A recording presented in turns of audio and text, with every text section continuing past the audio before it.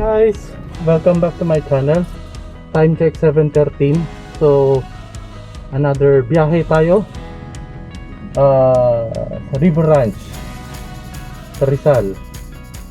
Kaming magpa-gasolina and tapos na rin magpahangin. So biyahe na kami. ETA is 1 hour and 55 minutes. So mga 9:20 according sa Google Maps. So dito pa kami sa Manila.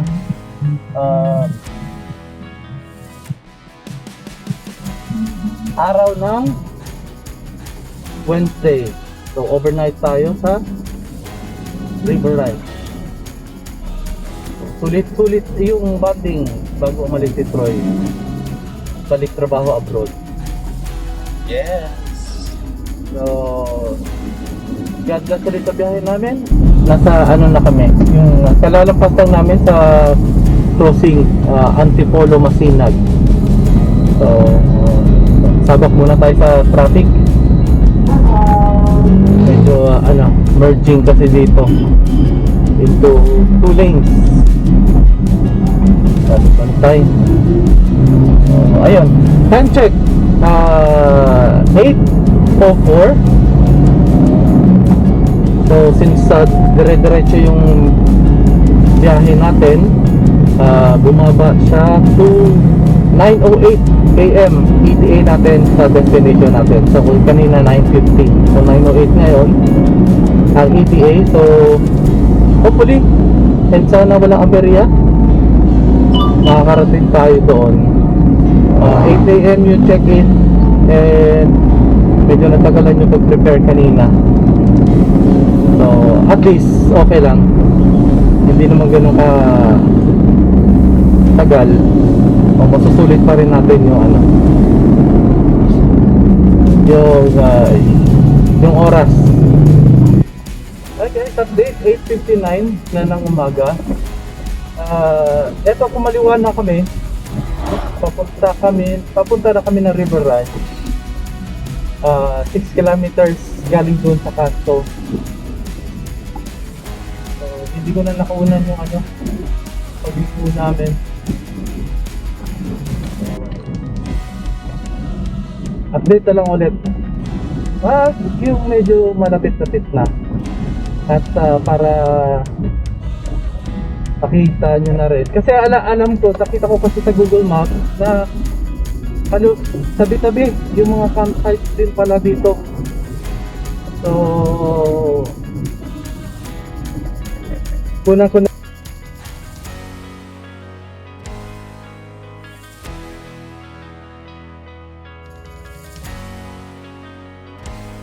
It's on the right.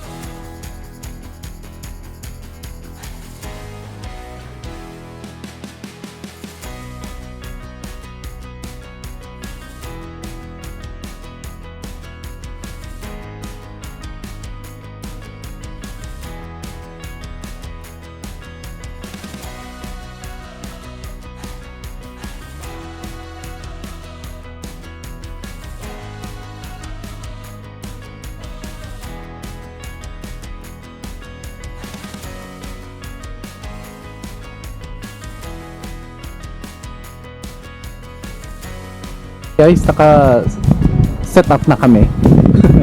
ayan na yung tent, yung tables and umbrella namin, yung sasakyan. So hindi na namin pinakita yung pagsa-set up, ganun din naman makikita din naman yung usual pag set up ng ng isang tent. So update namin ulit kayo kasi ngayon ang gagawin namin is gamit yung bluetin namin kasi yung last kasi nakaraan is Ang pinagamitan lang namin sa Bluetti namin na AC180P is ano lang for electric fan. So ngayon, ang gagawin namin is gagamitin natin siya sa pagluluto. So ayan, dinala na namin yung induction cooker namin, yung lutuan, tapos of course yung kettle namin para init ng tubig mamaya. So tingnan natin kung ano yung performance ng ating Bluetti mamaya. So update namin ulit kayo.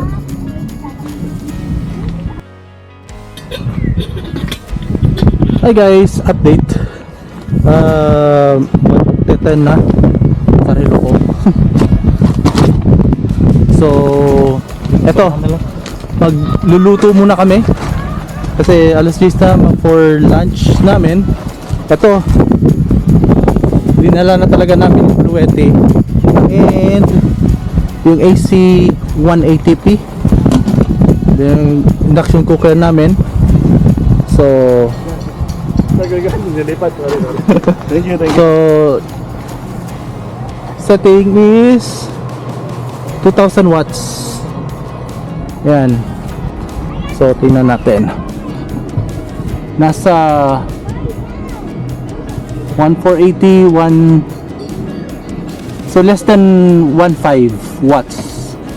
So 0.9 hours ang kanyang consumption. Hindi, ang duration pala bago ma-fully drain. So tingnan natin kung maglalas ang ating Bluetti. Total hindi naman buong 24 hours is nagluluto tayo. So tingnan natin, update ulit namin kayo. So ito yung ating AC 180P.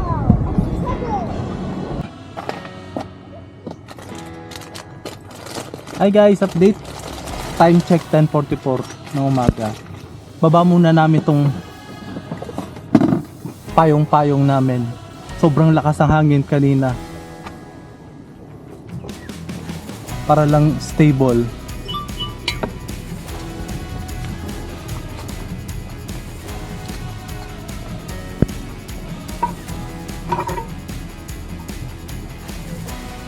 Saing na muna din kami. Tapos na yung tapos na yung pork tosino namin.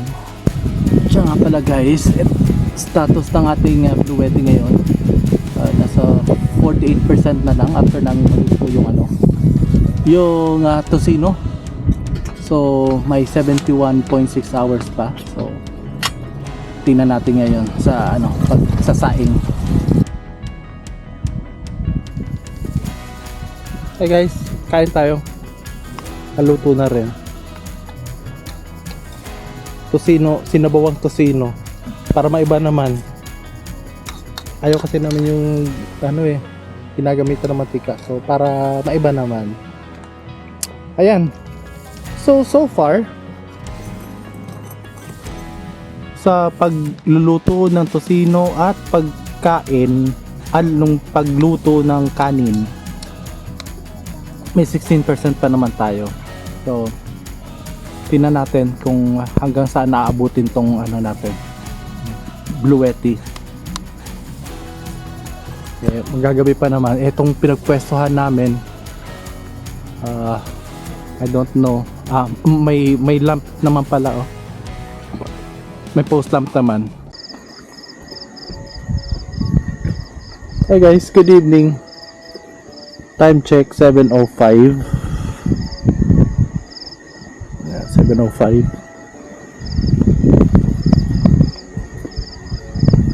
Ito yung setup muna namin ngayon. May inano namin sa tawag nito Bluetti. Bumili kami ng extension, then ilaw, then sa Bluetti chinarge din namin ng konti yung Bluetti. Bonfire namin na konti na lang, end of life na.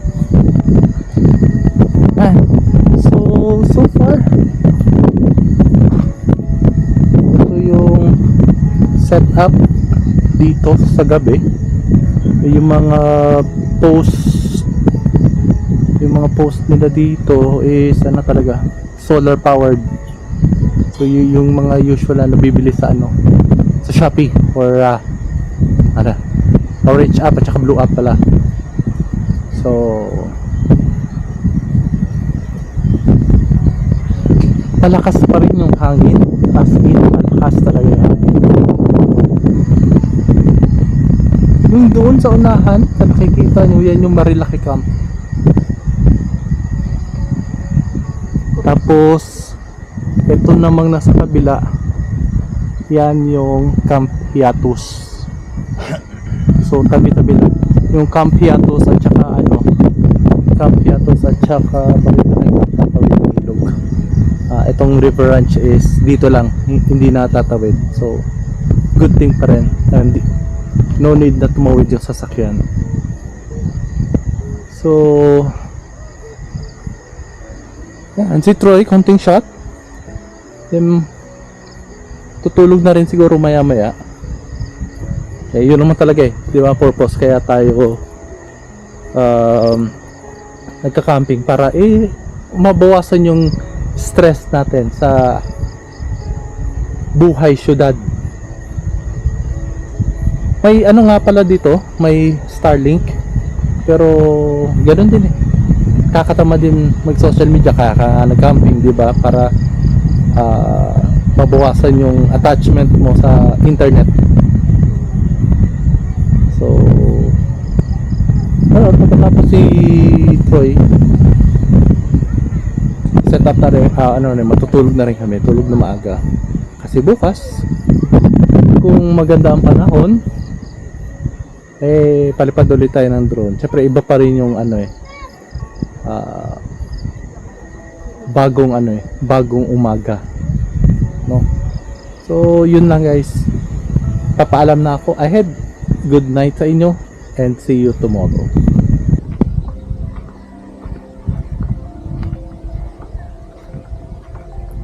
So ito yung place, River Ranch. Doon sa tawid na yon, dyan yung Camp Hiatus. Ang ganda, napaka-elegant talagang lumipad nitong ibon na to. Nakalimutan ang pangalan nito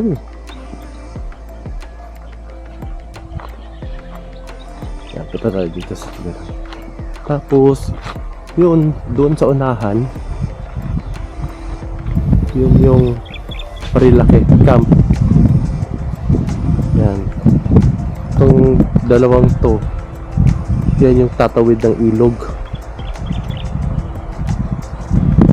Marilaki Camp at saka yung Camp Hiatus dyan sa kabila. Yan.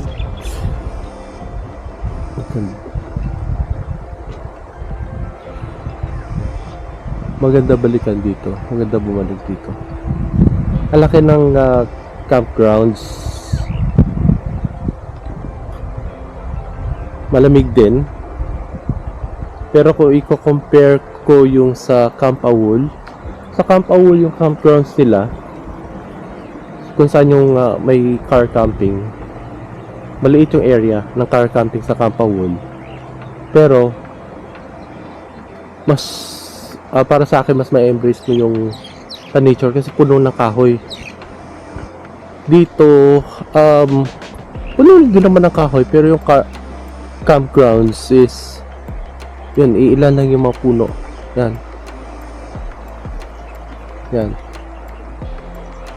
Pero isang kagandahan dito is pabugso-bugso yung hangin, biglang lalakas, biglang hihina, para yung pangbagyo na lakas na hahampas sa sa mga tent.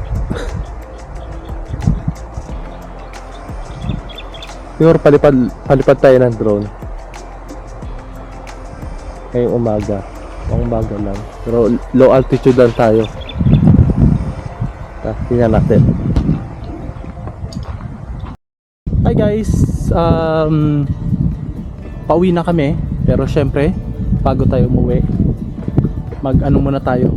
Tour muna namin kayo dito sa River Ranch. So, eto may pond sila dito. Ayun yung mga CR nila. Yan. 2, 4, 6, 8. So, wala yung CR nila. May tangke naman sila ng tubig. So, may ano na, may water pump. Water pump. Yung di bomba. Tapos ito yung charging station nila dito. And communal Wi-Fi area charging station. Good afternoon. Ayan.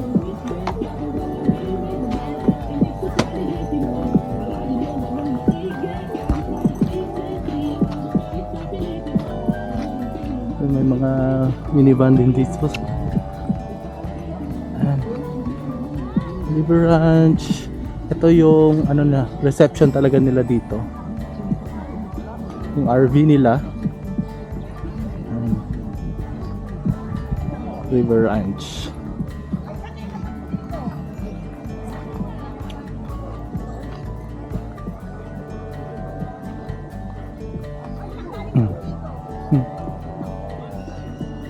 Ayan. Yun no. Kita nyo, Camp Hiatus. So, Camp Hiatus talaga. Doon sa kabila yung daan nun. Ayun, yung may kotse doon. Yung tumatawid. Yan. Ayun yung Camp Hiatus sa kabilang side.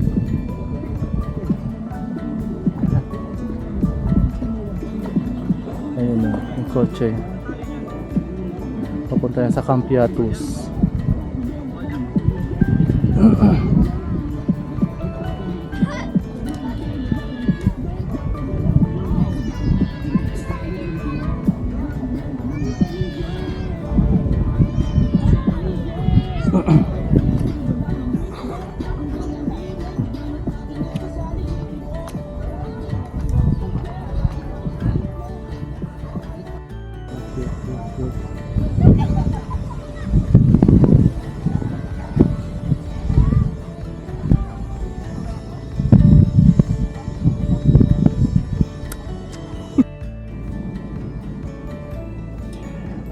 Hi guys, time check 11:08, so 12 noon ang check out. So check out na kami ng maaga. So kahit late kami dumating kahapon, walang problema. Nakapag-relax talaga kami dito sa River Ranch. So nakita nyo naman yung mga amenities nila. Typical na talagang campsite. Pero syempre, gaya nga ng sabi ni Troy kanina nung nag-uusap kami, pag sinabi mo talagang camp, talaga, raw, pag sinabi mong raw, wala itong mga ganitong may mga CR pa na may tubig na pwede mong paliguan. Kung titingnan mo nga naman, well, ang habol lang naman talaga is makapag-relax sa isang lugar, mabawas-bawasan yung stress sa buhay syudad. So eto, dito na muna namin tatapusin ang video ito. So sana nagustuhan ninyo. Huwag po kalimutan, click like, share and subscribe po. Carl C po ulit. Hanggang sa susunod, God bless po sa inyong lahat. Paalam! Paalam! Only for you.